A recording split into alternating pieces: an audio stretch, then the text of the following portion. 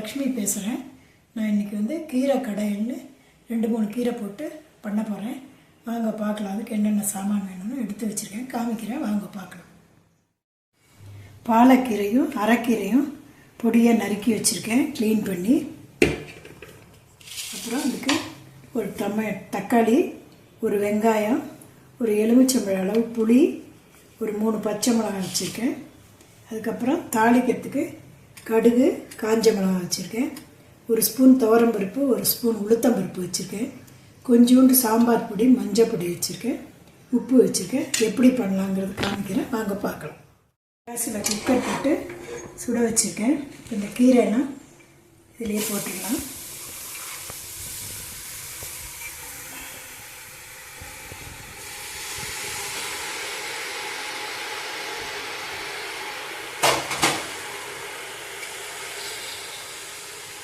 வெங்காயம், டொமேட்டோ,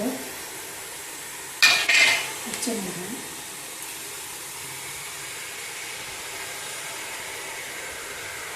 அதுக்கு மஞ்சள் பொடி, சாம்பார் பொடி, புளியை அலசிட்டு கரைச்சி வச்சுருக்கேன். இதையும் இதில் போட்டுக்கலாம். போட்டு தண்ணி ஊற்றிக்கலாம். தண்ணி ஊற்றிட்டு இதுக்கு தேவையான அளவு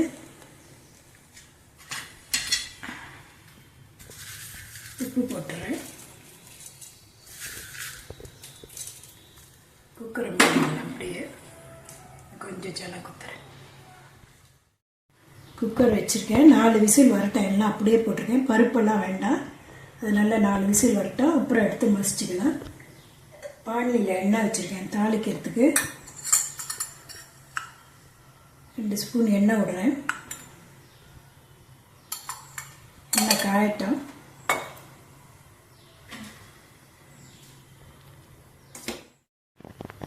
எண்ணெய் காஞ்செடுத்து காஞ்ச மிளகாய் தாளிக்கிறதுக்கு போடுறேன்.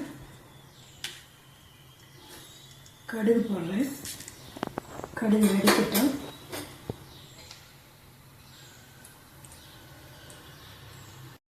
கடுகு வெடிச்சிட்டு துவரம்பருப்பு போடுறேன். அடுத்து உளுத்தம்பருப்பு போடுறேன்.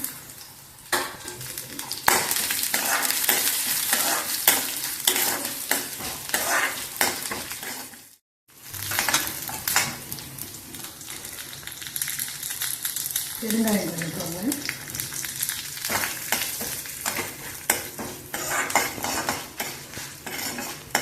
கொஞ்சம் சமைப்பாகட்டும். வெங்காயம் சொல்ல மறந்துட்டேன். வேணுங்கிறவா வெங்காயம் போட்டுக்கலாம், வெங்காயம் போடாமல் பண்ணலாம். நான் இன்றைக்கி வெங்காயமும் கருவேப்பிலையும் போடுறதில்லை. நல்லா வதக்கி விட்டு கீரை 4 விசில் வந்த உடனே நல்லா மத்தியில் நல்லா கடைஞ்சிட்டு இந்த தாளிச்சதை போட்டு ஒரு கொதி விடணும். அவ்வளோதான், கீரை மசிச்சு ரெடி ஆகிடும். போட்டதெல்லாம் இது மாதிரி மசிச்சு வச்சுருக்கேன். தாளிச்சதும் இதில் கொட்டி வச்சுருக்கேன்.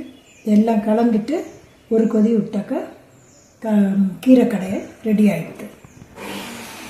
நீங்களும் பண்ணி பாருங்கள்.